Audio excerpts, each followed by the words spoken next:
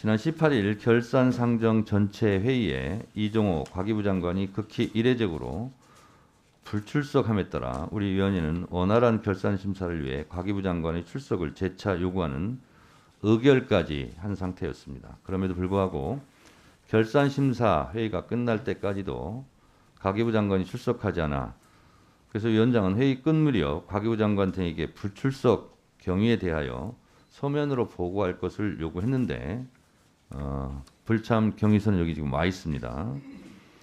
근데 자세한 경위는 없고 변명으로 일관된 형식적 사유서만 보내오고 그런데 오늘 또 회의에 또다시 이종호 과기부 장관과 회의에 출석하지 않은 것에 대해서 대단히 유감스럽다는 말씀을 드립니다.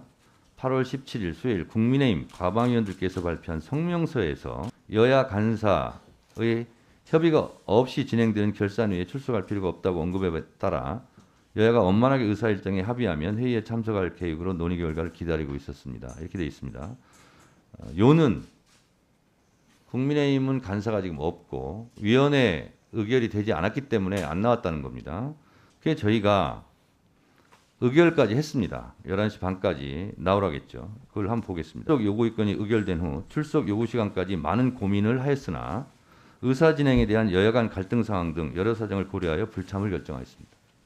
요 대목에서 국민의힘 측 권성동 원내대표가 장관에게 전화해서 불출석을 종용, 압박했다는 세계일보 단독 기사가 있었습니다. 평생 대학에서 반도체 연구를 해온 사람으로서 국회 업무 등 그동안 겪어보지 못한 낯선 환경과 혼란스러운 상황에서 나온 판단이었습니다.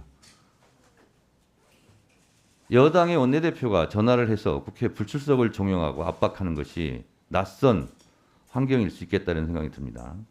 그 다음에 사과가 없습니다.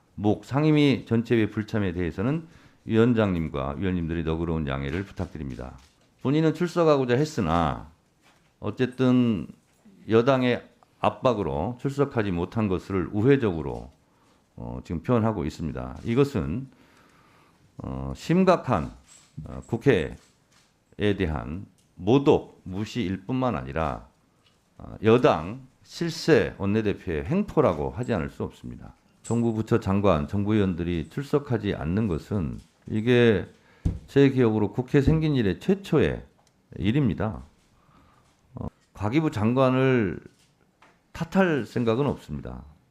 본인도 오고 싶어서 국회까지 와 있었고 근데 여당 실세 원내대표의 강요 압박에 못 이겨서 못 나오기 때문에 의결까지 한 겁니다. 자, 의결이 됐으니 여당의 압박에 굴하지 말고 국회 출석해라. 이렇게 길을 깔아준 거죠. 출석 의결을 한 것은.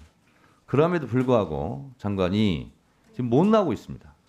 권성동 원내대표 등 국민의힘 의원들의 압박만 있었는지 그 윗선도 있었는지는 앞으로 우리가 차차 진상을 규명해 볼 일입니다.